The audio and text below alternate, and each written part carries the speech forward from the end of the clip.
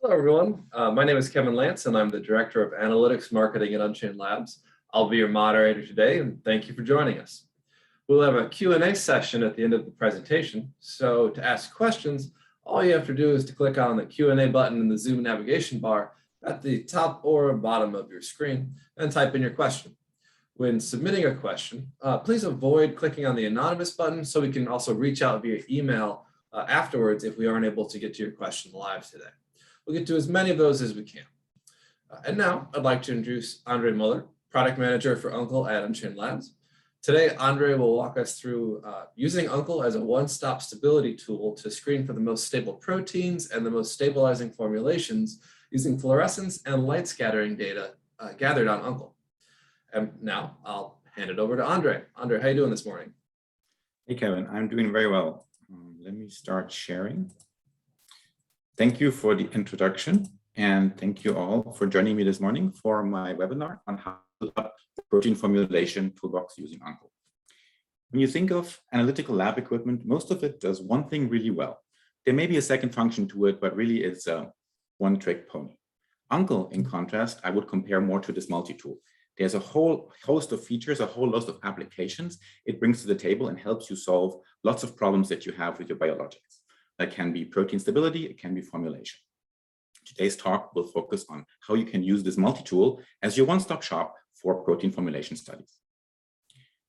Uncle can do all these things because it combines three different detection modes. We have fluorescence, static light scattering, and dynamic light scattering.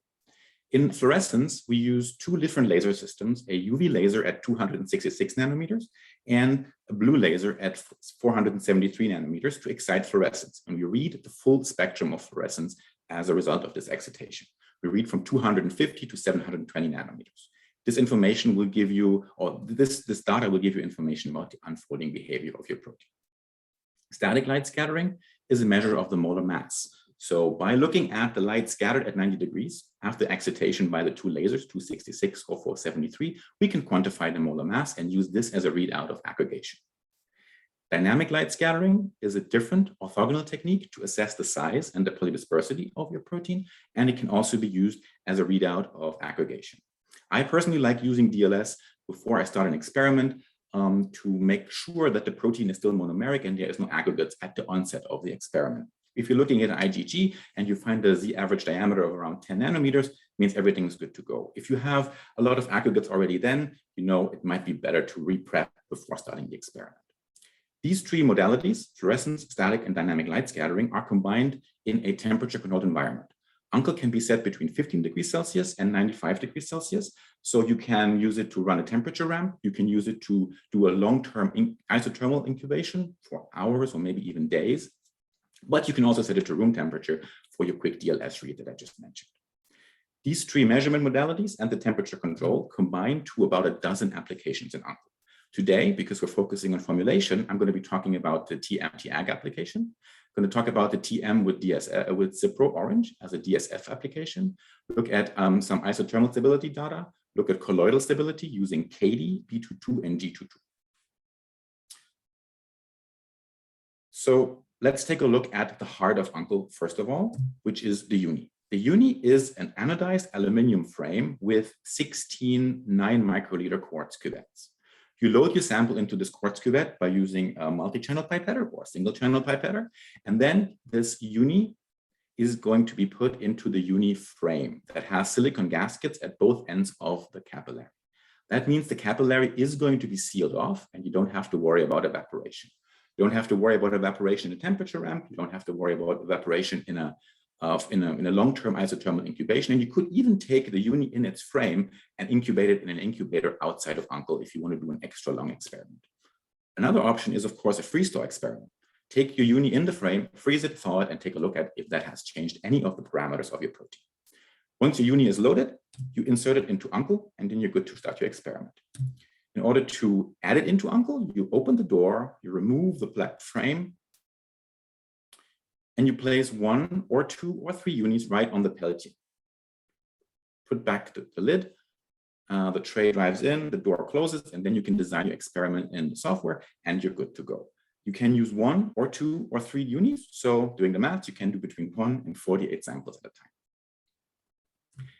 The primary readout from a fluorescence experiment, let's look at the fluorescence first, looks something like this. So we have a protein in a temperature gradient. We go from 15 to 95 degrees, and we read one fluorescence spectrum at every degree. You can see that the fluorescence with increasing temperature decreases in intensity, and also the wavelength changes. It shifts a little bit to the right, it shifts to longer wavelengths. It's a so-called redshift. The change of the fluorescence of the protein is due to it unfolding in the temperature gradient. You start with the aromatic residues, tryptophan, tyrosine, phenylalanine, being hidden, being buried in the inside of the protein. And as the protein melts, they will be turned to the outside because the movement of the chain increases. And then those aromatic residues will come from a hydrophobic to a hydrophilic environment, which changes their fluorescence yield and also their fluorescence wavelengths. That's why we see a decrease of fluorescence and a redshift. This spike here at 266 is the light scattering signal we're looking at in our aggregation. So as we're measuring these two things at the same time, in the TM-TAG application, the melting temperature aggregation temperature application, we're really measuring two things at the same time. Let's look at it one by one. On the left side here, we have the fluorescence data. This is in blue, and the readout that we're using is the BCM, the barycentric mean. I showed you the fluorescence curves earlier. You can evaluate those by their height, by the peak area, and also by BCM, which is our favorite measure. It's the spectral center of mass. It is the one wavelength at which half of the fluorescence data is on the left of and half is on the right. This takes the entire spectrum into account and hence is less susceptible to experimental noise. As we increase the temperature of our IgG molecule here in this case, we see the BCM increasing, and there are two marked inflection points, which are the apparent melting temperatures. The software determines these by looking at the first derivative of the BCM curve, and we have our melting temperatures TM1 and TM2. At the same time as measuring this fluorescence, we're also measuring the static light scattering. Here we're looking at the signal of the 266 nanometer laser. You can see that the static light scattering remains flat, and then at around 80 degrees, all of a sudden, the signal starts increasing because the protein starts aggregating. Static light scattering measures the molar mass. The molar mass increases because the protein aggregates. So for this specific sample, we can now say that aggregation happens in concert with the second melting event. It's different from protein to protein. It's different in different formulation conditions. In this particular case, we can say the aggregation happens in concert with the second melting. Because you're measuring all of this at the same time, all the time in Unde, you can always characterize what the relationship between melting and aggregation is. Now, there is always the problem of wiping out of a signal due to quenching. We have in this experiment looked at a monoclonal antibody in 3 different buffers, buffer 1, 2, and 3. In the first buffer, we see the normal fluorescence curves. In buffer 2, we see nothing. And you could say like, oh yeah, they forgot the protein. The protein is there, believe me. And you can also see that protein is there because we see the static light scattering signal. However, we don't see any fluorescence curve. In the third buffer, we see some fluorescence signal, but it's not as strong as in buffer 1.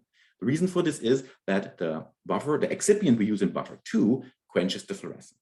Is there anything Unde can do to help us with this? Can we characterize the melting behavior of the protein also in buffer 2? The answer is yes.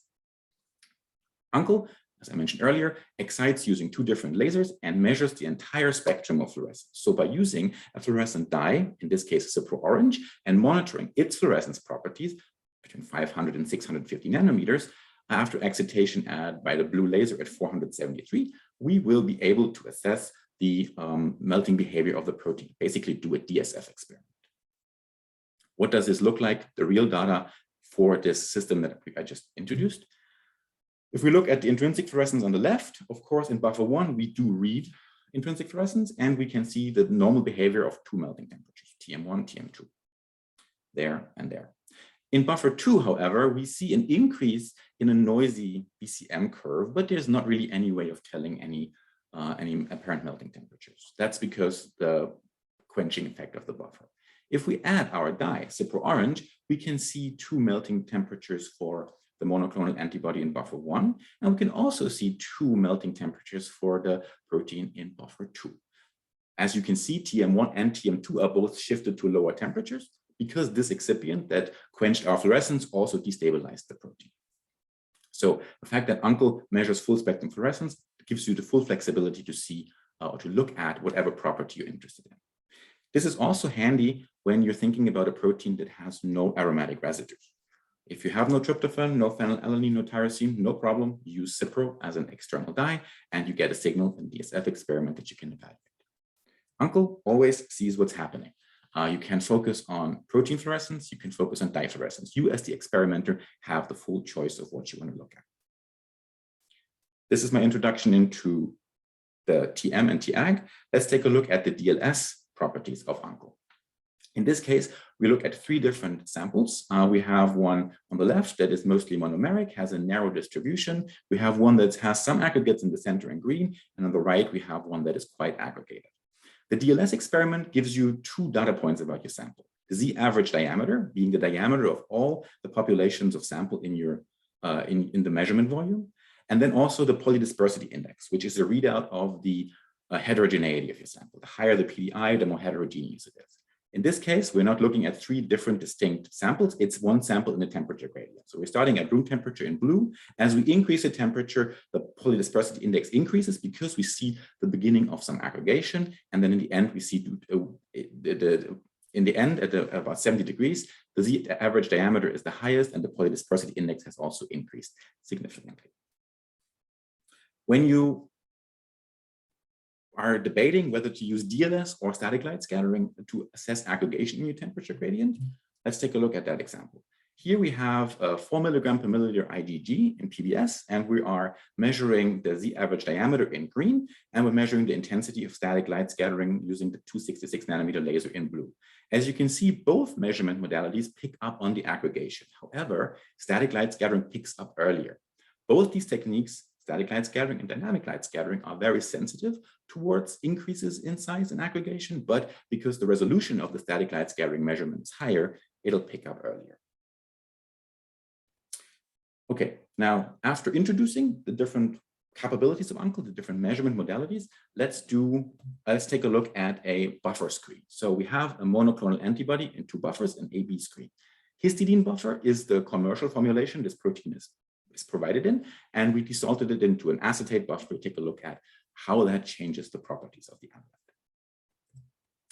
analyte. Looking here at the melting temperature with triangles and at the aggregation behavior with circles, we can see that histidine in green versus acetate in melting. We can see that in acetate, the 2 melting temperatures are shifted further to the left. The protein is obviously destabilized in acetate. Looking at the readout of the 266 nanometer laser with the circles, we can see that at around, well, say 72 degrees, there is a steep increase in the static light scattering signal, indicating that the protein starts aggregating at around that temperature. This aggregation is still in concert with the melting temperature too, interestingly. And we're looking at the static light scattering signal from the histidine condition. We see, if you zoom in, we could see a little bit of an increase. There is some aggregation happening, but it's far less severe compared with the acetate condition. So Uncle would be a good tool to compare 2 different buffers. Now, if you're working with formulation, of course, you don't want to just compare 2 buffers. You want to do an excipient screen. So in the next couple of slides, we'll look at a small excipient screen with 3 different excipients and the histidine buffer. The colors I'm going to be using in the next slides are going to be the same throughout. So everything in green is the histidine condition. Histidine plus sodium chloride added is going to be gray. Histidine and arginine added to it is going to be in yellow. And then finally, histidine with sucrose addition is going to be in blue. Looking first at the melting behaviors, you can see that for TM1, histidine and sucrose are almost the same, but there is a change of the apparent melting temperature 1 towards lower temperatures in sodium chloride and in the arginine condition. In the melting temperature 2, the difference between the 3 excipients is much less. You could say that the arginine is a little bit earlier, but it's not really that much difference.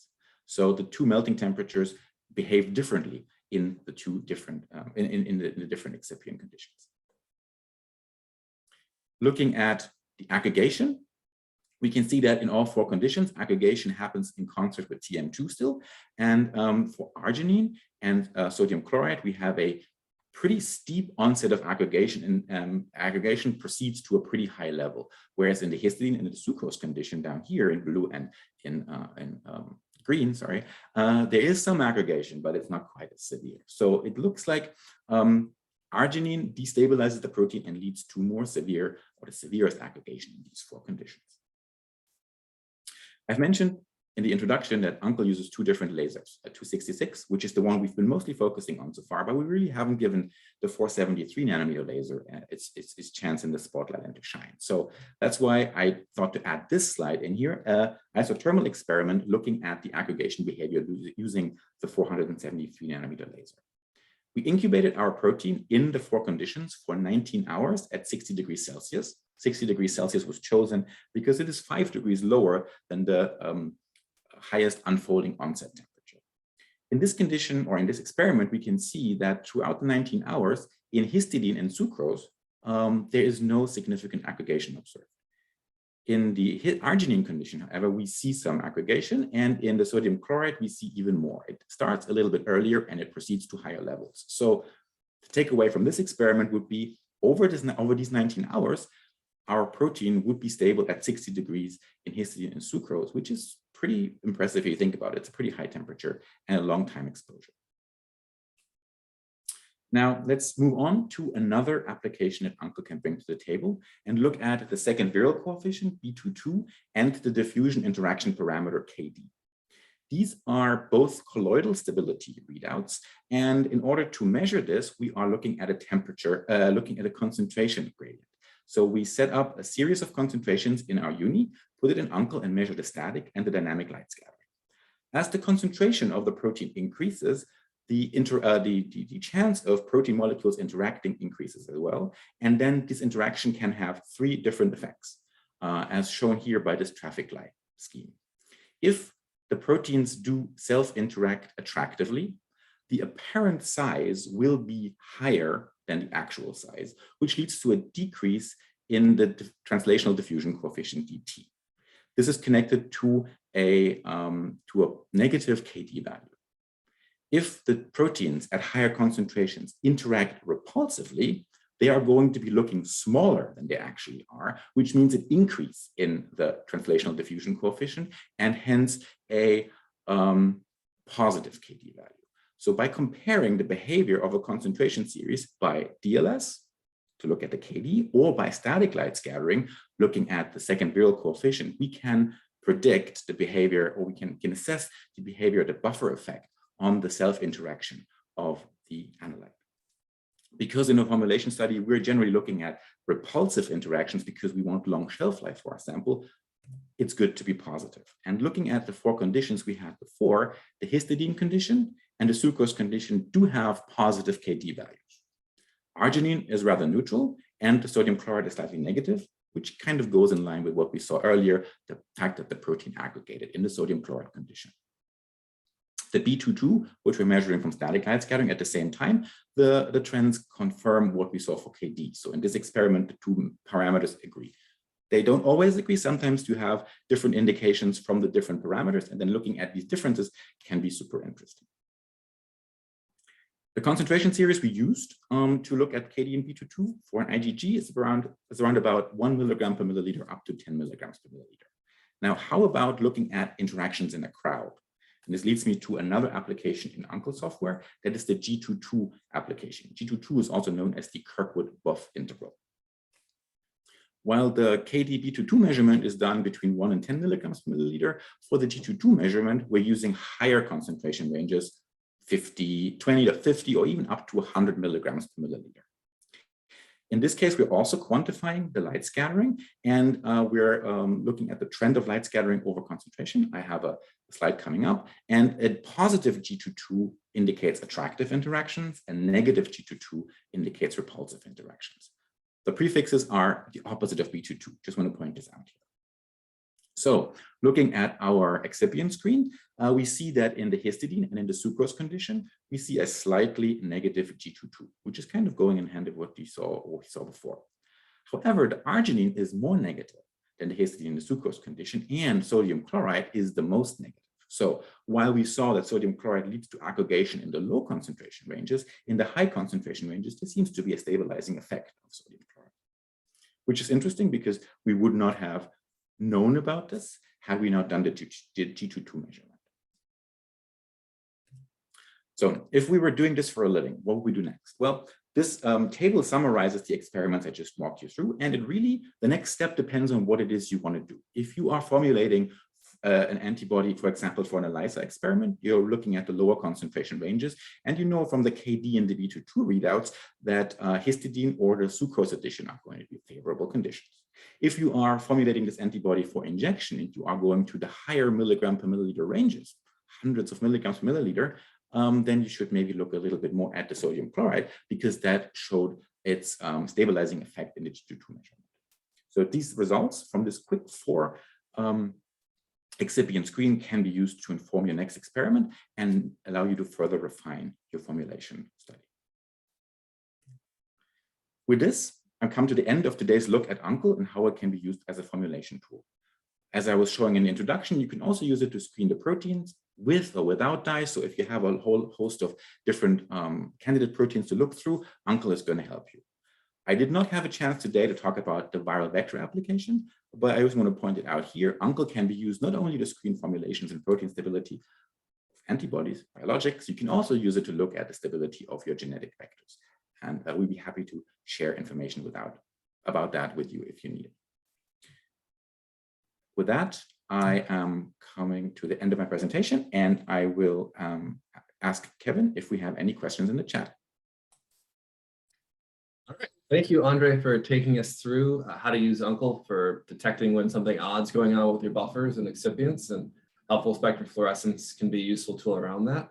Also took a look at what differences in the formulation or excipients can make on protein unfolding and aggregation during a thermal ramp. And then that last look at a few other applications on Unde, like isothermal, KD, B22, and G22 is really interesting. We have some good questions coming in through both the Q&A button and the chat. So if you haven't asked your question yet, please do so through the Q&A section. It makes it a lot easier for us to follow up with you.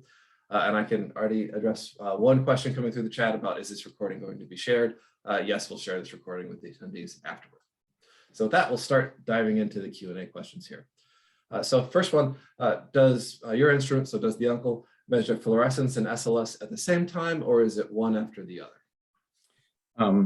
Thanks for that question. Unde measures fluorescence and static light scattering at the same time. We use the same optical system. Unde, in fact, has 2 optical systems. One is for DLS, one is for fluorescence and SLS, and we use the UV laser at 266 and the blue laser at 473 to record static light scattering and fluorescence concomitantly. And when this one's about long-term isothermal studies, so when you're doing those long-term isothermal studies, are there any concerns about sample evaporation or any chemical compatibility issues? Thanks for that question. I would say not really. The uni is made, the cuvette in the uni is quartz glass. So whenever you can use quartz glass, you're good to go. And then the seal that we're putting on the 2 ends of the capillary are made of silicone. So in case there's no incompatibility with either quartz glass or silicone, you're good to go. And that seal is stable enough so you can incubate the system over a long period of time without having to worry about evaporation. So both in a quick 2.5-hour temperature ramp or in a long-term incubation study, no problems. Okay, and then we have, I'll sort of tie 2 questions together here. So is Unde limited to use with proteins showing an emission redshift over a temperature gradient?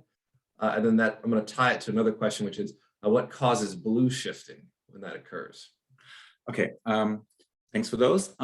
So Unde is not limited to proteins showing a redshift. In the example, I showed a protein that has a redshift because that's what you see in a lot of cases, but that BCM evaluation would also work out if the protein shifted blue. Not a problem. You would not see an increase in the BCM curve. You would see a decrease in the BCM curve. You can still call the different inflection temperatures, and that's not a problem.